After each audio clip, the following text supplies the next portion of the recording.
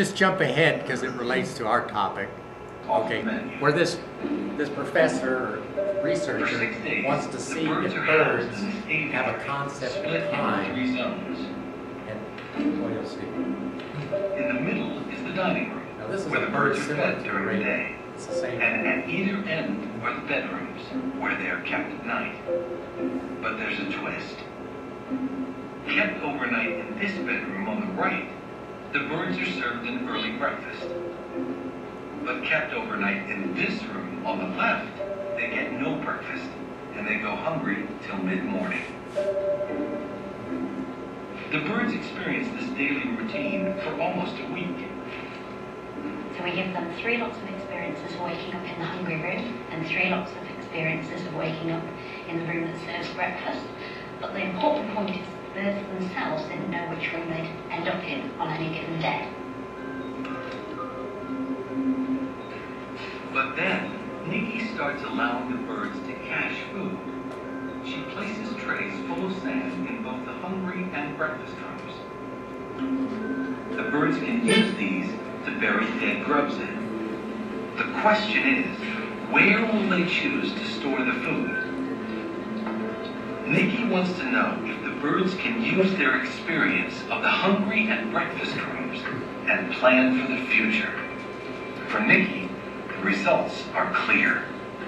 The birds cache about 5 times as much in the hungry room as they cache in the breakfast room.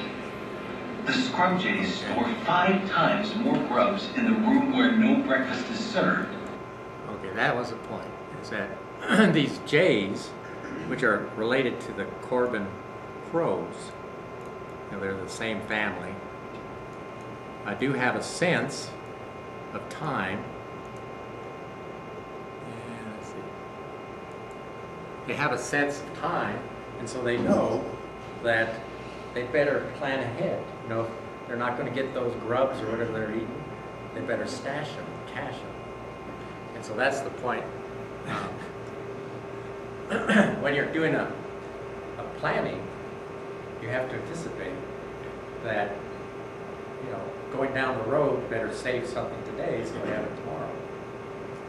And so again, you have to save, you have to invest it wisely, because remember compounding, and then you have to stick with the plan. That's one of the problems too. People may not stick with the plans. They'll initiate it, and then they may pull it out of their 401k, right? Because the kids are going to college. I mean, there are things that come up. So here's an interesting chart. Many in today's world are not saving enough. Okay, this chart, which is from the Employee Benefit Research Institute from last year, shows that people 65 and over, in general, I guess that's an average, have only $56,000 saved. You know, now, that's not a Sandian, I know. Sandians are loaded, right? You just have that much in your savings account. Yeah, that's right. So, but I found that interesting that per that data, people aren't planning ahead. How do I go back? Arrow keys. Up? Ah, okay. So, like I said, there are challenges. For example, we know interest rates are low. Social Security is in an uncertain state of health. Okay, as a matter of fact, the last 5 years, they've only had 1.3% annual increase in Social Security. Some people predict it won't be here, you know, until 20 years down the road it'll be gone. But, I mean, I think Congress will refresh the pot. But the point is that that's a challenge. Corporate and business pension plans are a question. You know, there's fewer of them. Per this Reuters report, 35% of Fortune 1000 corporations had plans in 2011. Only 15% happened in 2014. And we know that even Sandia Labs did away with their pension plan. And one of the drivers for that happens to be that the cost to manage these pension plans is very high. So even a company like Sandia Labs, which has a lot of smart people, realizes that you're managing this for all these people, it's hard to do. So, and also, if you look at the last blurb here, many of our pension plans have a gap. Okay, as of 2012, there was a $347 billion gap between what companies said they were going to pay their employees and what they actually had on hand. So I guess you can do like Detroit, you just declare bankruptcy, and then you negotiate, what they get, maybe 50 cents on the dollar. I mean, these are things you have to anticipate. There's taxation. Somebody sent me this in an email. I don't know if you can read it. But I think it's kind of clever. Basically, it's saying taxation is not such a good thing. That you cannot multiply wealth by dividing it. When half the people get the idea they do not have to work because the other half is going to take care of them. Then the other half gets the idea it does no good to work. So anyway, it doesn't sound very positive. But taxation is a drain on our money. So the idea of saving, here's the quote I was referencing before, Albert Einstein. He said, compounding is the eighth wonder of the world. He who understands it earns it, he who doesn't pays it. That's interesting. So Albert Einstein didn't think physics was the most outstanding thing. He thought compound interest was. So here's one more little clip. This is the end of the videos.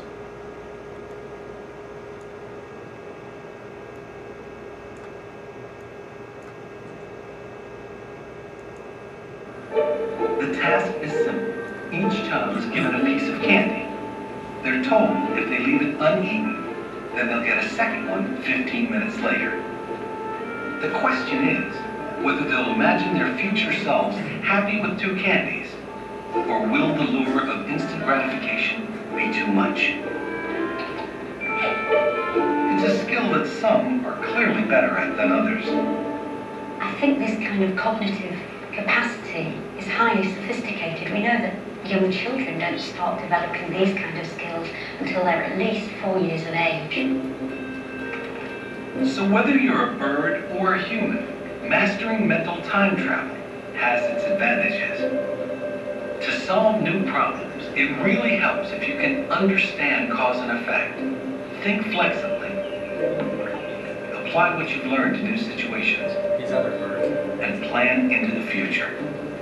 It's a rare skill set, and the animals that have it are a diverse group, from the chimps to the parrots to the... So basically what we're saying there is that there's a small group of creatures, I guess of which we're one of them, who has ability to control the slides. Oh, there we are. Yeah, I'm like a bird. So anyhow, there is an art or a skill to learn how to manage anticipating the future, I think is what that shows.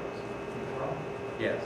There's actually a study that followed these kids that made education through these adults, and there was a strong correlation to income.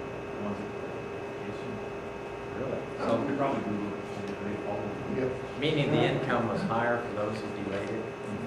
Well, that makes a lot of sense.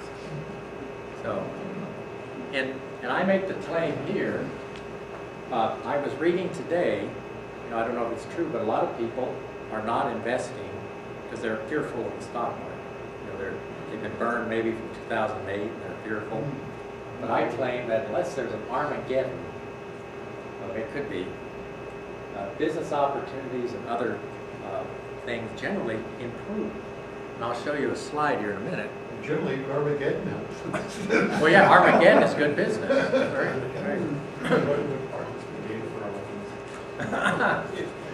So this is an eye chart, but basically it just shows you some compound interest in a chart form.